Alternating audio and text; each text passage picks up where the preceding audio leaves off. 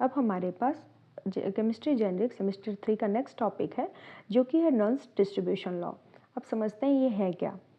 तो when a solute distribute itself between two immiscible liquids, जब दो इमिसिबल लिक्विड में सॉल्यूट अपने आप को डिस्ट्रीब्यूट कर लेता है, then at constant temperature for similar molecular species this exist as constant ratio of concentration between two solvent. तो वो मतलब बिल्कुल कांस्टेंट रेशियो में प्रेजेंट होता है, उसका कंसंट्रेशन जो दोनों सॉल्वेंट में है वो सेम रेशियो में प्रेजेंट होगा, irrespective of any other molecular species which may be present there।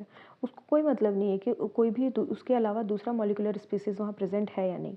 मतलब नॉर्मली इसको समझा जाए तो concentration of x in a solution A by concentration of x in a solution B, उसको एक रेशियो से लिखा जाता है C1/C2 जो कि कांस्टेंट वैल्यू है। के को हम लोग मतलब उसको एक्सप्लेन करते हैं कि ये डिस्ट्रीब्यूशन कॉफिशिएंट है या फिर पार्टीशन कॉफिशिएंट है, ठीक है।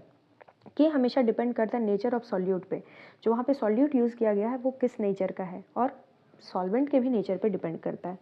ये लॉ तभी वैलिड होता है जब टेम्परेचर कांस्टेंट रहे। टेम्परेचर को चेंज करने के बाद ये लॉ वर्क नहीं करता है। सॉल्यूशन डाइल्यूट होना चाहिए, कंसनट्रेटेड नहीं होना चाहिए, और solvent should be practically immiscible, और वो सॉल्वेंट ऐसा हो जो कि इमिसिबल हो। अब नस्ट इक्वेशन जब सिंगल इलेक्ट्रोड पोटेंशियल यूज़ किया जाता है तो कैसा होता है formula, E cell is equal to E0 minus RT/NF ln/Q। तो ई सेल क्या है, cell potential of the cell. E0 क्या है, स्टैंडर्ड कंडीशन पे सेल पोटेंशियल क्या होगा। R है यूनिवर्सल गैस कांस्टेंट, T है टेम्परेचर, N है number of electrons transferred in one redox reaction, redox reaction में कितना नंबर ऑफ इलेक्ट्रॉन ट्रांसफर कर गया। F है फैराडेज कांस्टेंट, और Q है reaction quotient.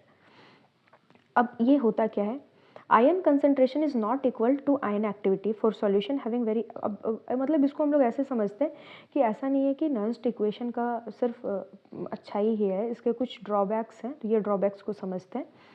Ion concentration is not equal to ion activity for solution having very high concentration. जो solution में concentration high होता है ना, वहाँ पे आयन एक्टिविटी या उसका कंसंट्रेशन भी वेरी करता है। In order to use the Nernst equation in such cases, experimental measurements should be conducted to obtain the true activity of ion। तो वहाँ पे एक्सपेरिमेंटल एक्टिविटी करना पड़ता है ताकि हम ट्रू मेजरमेंट आयन्स कितने प्रेजेंट है वो पता कर सके। और उसका और भी दूसरा शॉर्ट कमिंग मतलब ड्रॉबैक ये है, it can not be use to measure cell potential when current flows through electrode. अगर इलेक्ट्रोड से करंट कंटिन्यूस फ्लो कर रहा है उस समय हम सेल पोटेंशियल को नहीं निकाल सकते, because the current flows affects the ions activity। क्योंकि जब भी करंट फ्लो कर रहा होता है ना तो आयन की एक्टिविटी को इफेक्ट करता है। वो इलेक्ट्रोड के सरफेस पे आयंस का डिस्ट्रीब्यूशन कम ज़्यादा हो जाता है, मतलब अनइवन डिस्ट्रीब्यूशन हो जाता है इसीलिए। Also additional factors such as resistive loss, over potential must be considered. ये सारे कुछ चीज़ें जो नर्न्स्ट इक्वेशन के ड्रॉबैक्स हैं। Thank you so much. ये था हमारा नर्न्स्ट इक्वेशन का शॉर्ट नोट्स में आप इसको लिख दें। Thank you so much.